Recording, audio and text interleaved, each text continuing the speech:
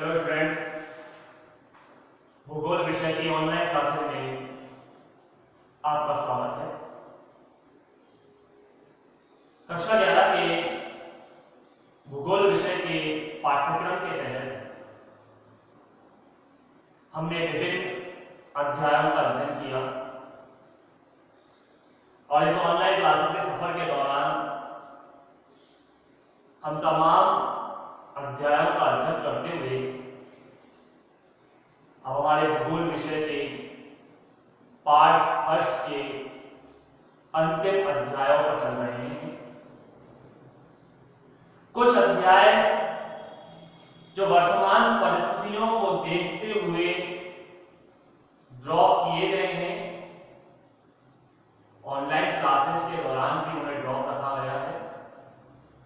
बाकी के शेष जो पाठ्यक्रम में शामिल हैं उन्हें लंबे समय से इस ऑनलाइन क्लासेस के दौरान समझाया गया, जहां हमारा विशेष मकसद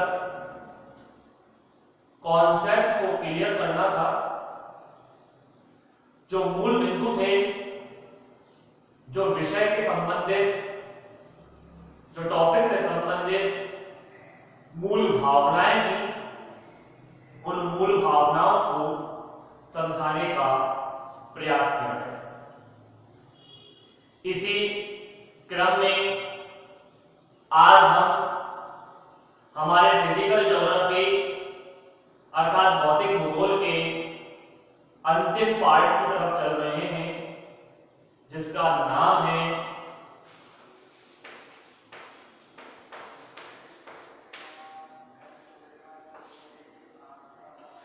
पृथ्वी पर जीवन। पृथ्वी एक ऐसा ग्रह है जहां पाया जाता है जीवन, जहां न सिर्फ मानव अपितु विभिन्न प्रकार के जीव जंतु, चाहे सूक्ष्म जीव हो या विशाल ब्लूवैल, बड़े बड़े हाथी हो या छोटी सी चींटी, हर कोई यहां अपना अस्तित्व बनाए हुए एक दूसरे के ऊपर निर्भर है और यही निर्भरता के तहत आज जीवन चक्र संचालित हो रहा है। एक जीवन की मूलभूत आवश्यकता भोजन और जल यदि उपलब्ध है तो एक जीव अपना जीवन जी सकता है। ध्यान दें, मैं यहां मानव की मूलभूत आवश्यकताओं की बात नहीं कर रहा। हालांकि मानव की मूलभूत आवश्यकताएं रोटी, कपड़ा और मकान, कि पेट भरने के लिए भोजन मिल जाए, तन ढकने के लिए वस्त्र मिल जाए और सर छुपाने के लिए छत मिल जाए। लेकिन हम यहां मानव की आवश्यकताओं की बात ना करके हम एक जीव की आवश्यकता की बात कर रहे हैं। जीव जिसमें जीवन है और इस जीव के अंतर्गत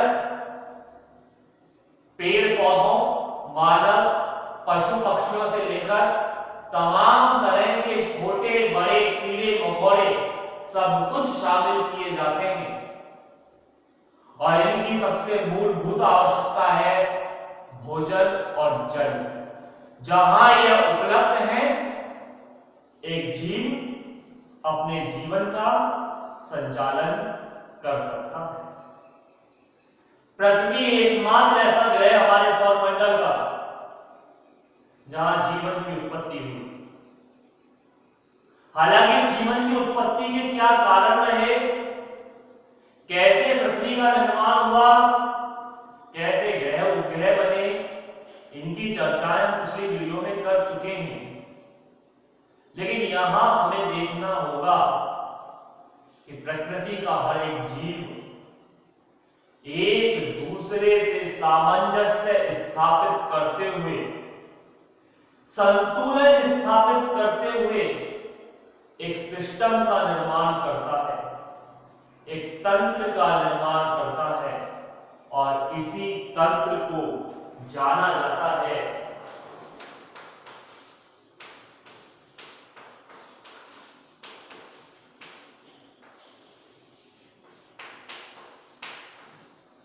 पारिस्थितिकी तंत्र से। इकोसिस्टम जिसको कहा जाता है, पारी चारों ओर, स्थितिक स्थिर, तंत्र मतलब तंत्र, एक ऐसा तंत्र जो हमारे चारों ओर स्थित हो, पारिस्थितिकी तंत्र कहलाता है। इस पारिस्थितिकी तंत्र के अंतर्गत, यानी हमारे चारों ओर पाए जाने वाले सिस्टम के अंतर्गत विभिन्न प्रकार के जीव जंतु निवास कर रहे हैं। ये सभी जीव जंतु आपस में एक दूसरे के साथ सामंजस्य स्थापित करते हैं, तालमेल स्थापित करते हैं, एक दूसरे पर निर्भरता बनाए रखते हैं, और इसी निर्भरता के तहत निर्मित होती है खाद्य श्रृंखला और खाद्य जाल। हम आज इसी बारे में विस्तार से पढ़ने जा रहे हैं, खाद्य श्रृंखला और खाद्य जाल के बारे में। जिस तरह से एक मानव अकेला जीवन यापन नहीं कर सकता, उसे अपनी आवश्यकता की पूर्ति के लिए किसी न किसी व्यक्ति पर निर्भर रहना पड़ता है। बहुत से लोग कहते हैं, हम सुनते हैं कि हमें किसी की आवश्यकता नहीं, मुझे किसी की आवश्यकता नहीं, मैं अकेला जीवन यापन कर लूंगा। लेकिन यहां अकेला शब्द सही नहीं है, क्योंकि एक व्यक्ति को अपनी तमाम आवश्यकताओं की पूर्ति करने के लिए किसी ना किसी दूसरे व्यक्ति पर निर्भर रहना होगा।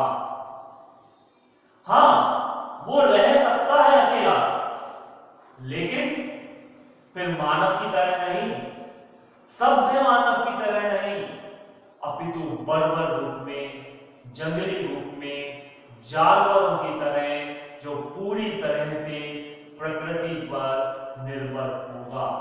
लेकिन यहां भी निर्भरता है, उसे अपनी भूख शांत करने के लिए, उसे अपनी प्यास शांत करने के लिए और तमाम अन्य आवश्यकताओं की पूर्ति के लिए प्रकृति पर निर्भर रहना होगा।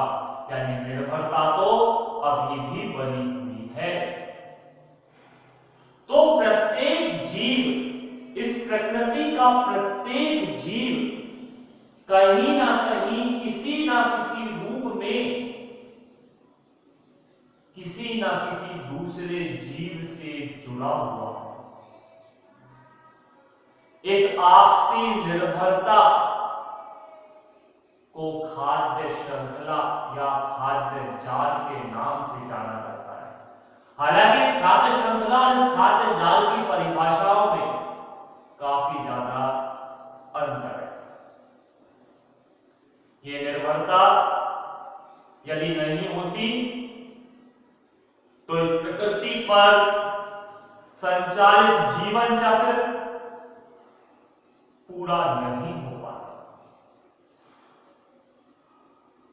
आज प्रत्येक जीव, या यूं कहें कि प्रकृति के द्वारा बनाया गया प्रत्येक जीव सोच समझकर बनाया गया। इस प्रकृति में जो कुछ भी मौजूद है वह किसी ना किसी के लिए किसी ना किसी रूप में उपयोगी है। हम सोचते हैं, देखते हैं, तमाम ऐसे कीड़े मकोड़े जिनका अपना कोई जीवन नहीं है, लेकिन वो दूसरों के लिए निर्मित हुए हैं। बारिश के मौसम में आने वाले छोटे छोटे पतंगे, कीट, क्या है इनका जीवन, जरा सोचिए। कभी मन में ये आया होगा कि आखिर इन कीटों का निर्माण प्रकृति ने क्यों किया?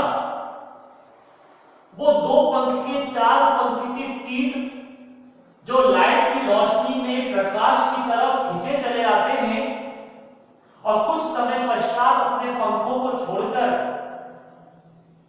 अपना अंत कर लेते हैं, उनका अंत हो जाता है। क्यों निर्मित हुए वो निर्मित हुए दूसरों के लिए। दूसरे बड़े जीव जो हैं, छिपकली, मेंढक, उनको खाकर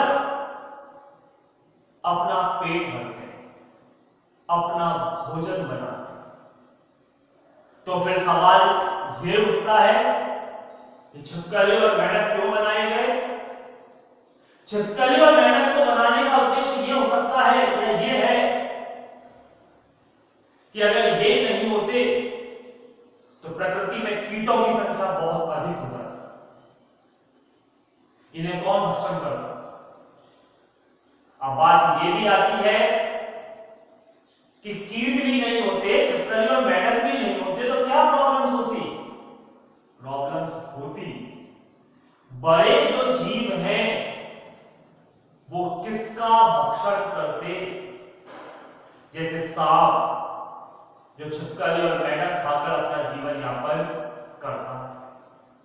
सांप को खाता है अन्य कोई जीव जैसे बाज, और बाज के मरने के बाद इसको खाते हैं सूक्ष्म जीव अपघटन जो मृदा में शामिल होते हैं। अर्थात पूरा एक साइकिल बना हुआ है, पूरा एक चक्र बना हुआ है। इसी चक्र को जीवन चक्र के नाम से जाना जाता है। हर कोई जीव या तो खुद के लिए या दूसरों के लिए इस प्रकृति में आया है। प्रकृति ने उसका निर्माण किया है। प्रकृति ने जो भी बनाया सोच समझ कर बनाया। प्रकृति के हर कार्य के पीछे कोई उद्देश्य छुपा हुआ है और उसी उद्देश्यों के तहत आज इस पृथ्वी पर जीवन का संचालन हो रहा है।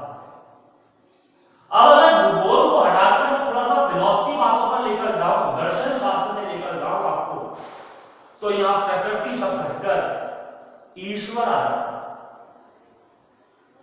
ईश्वर के द्वारा संरचना निर्मित की गई, ईश्वर के द्वारा निर्माण किया गया इस जीव जगत का, ईश्वर के द्वारा की जाती है सारी कार्य प्रणाली। बहुत से लोग कहते हैं कि ईश्वर की मर्जी के बिना एक पत्ता भी नहीं हिल सकता।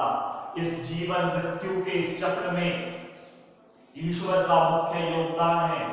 आत्मा आती है इस पृथ्वी पर, कुछ समय के लिए रहती है और फिर आत्मा का परमात्मा से मिलन हो जाता है। लेकिन अगर इस चीज पर हम तर्क वितर्क करें तो ये ऐसा बिंदु है जिसमें तार्किक बातें बहुत ज्यादा हो सकती हैं।